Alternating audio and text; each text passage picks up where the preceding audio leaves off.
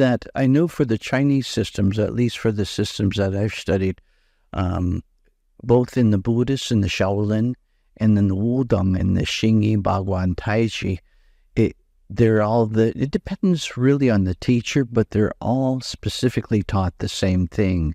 If you learn Qigong, there's martial Qigong and the Neigong training, the inner body skill.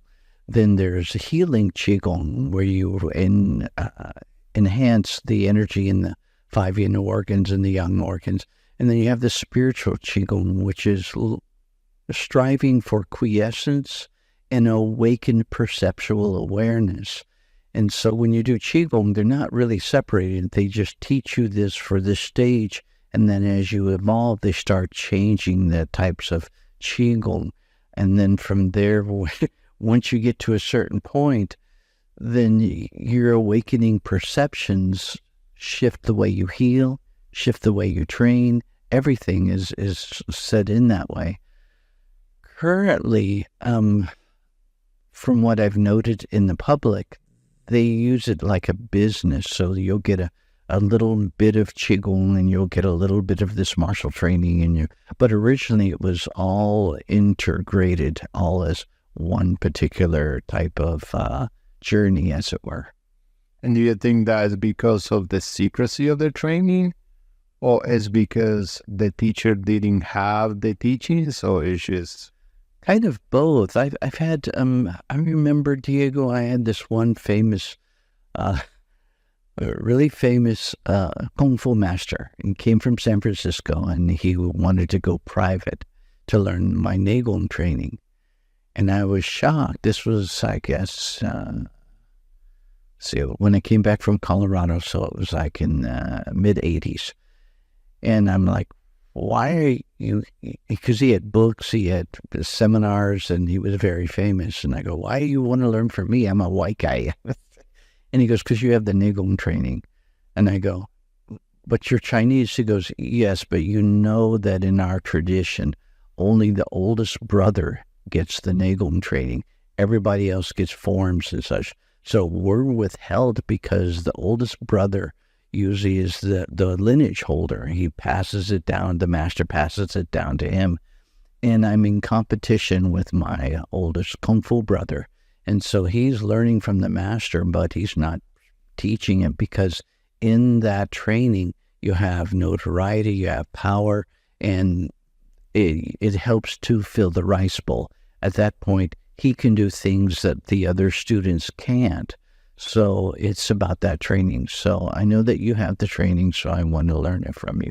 But the stipulation is you have to promise never to tell anyone that you're teaching me.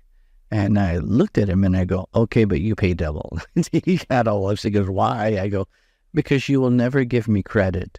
You'll give it to your teacher. Your teacher will have big face and all I get is money. And it's worth nothing compared to the information that you're getting. The information is priceless. And so the way I was taught is that the senior teacher will choose 1 or 2 students to pass the information. Everybody else gets forms and things like that. Sometimes the master dies and then the information is missing and the student gets a small fraction of the training and they're left to pull it together by either studying with other teachers or asking questions from other seniors to get the information. But what happens really depends on the teacher, their history, and the system that they're passing on. And a lot of times when that happened, you ended up with mishmash of things that don't make sense. Yeah. Yes, that's why we always say challenge everything. Qigongs are like prescriptions. They create a certain state and then you move to the next state. You don't want to do the same type of training for 20 years. You're stuck in a rut and you're wasting your time and effort. Your teacher should say, okay, you start off with this until this energetic state is embodied. Once that happens, you'll have these different manifestations. Once you feel that, then you qualify for the next training because the energy will start pouring that way. And at that point, Then you go on to sometimes special diets, sometimes always different meditations and thoughts, postures, breathing, and thoughts that help to escalate and enhance the training. And with that training comes responsibility and comes more training, yeah? Yes, the problem with the training is that it's real and that it works. And all of a sudden, what you think is really fun and cool, it's not. All of a sudden, there's so much responsibility because now you're aware of things that are outside the box. All of a sudden, you understand that this is how this situation arose. This is the responsibility of this. What am I to do this with this? What am I? Sometimes it's devastating for the students.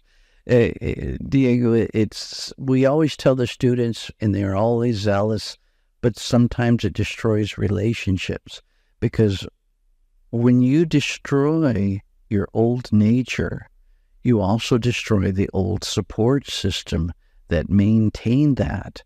And for you to rise above it, the people are supposed to shift and change. Now, when they don't want to shift and change, they need a villain. They need someone to blame. So they'll blame you and then turn on you, and it's quite normal to have couples split up because one of them is suddenly experiencing awakening.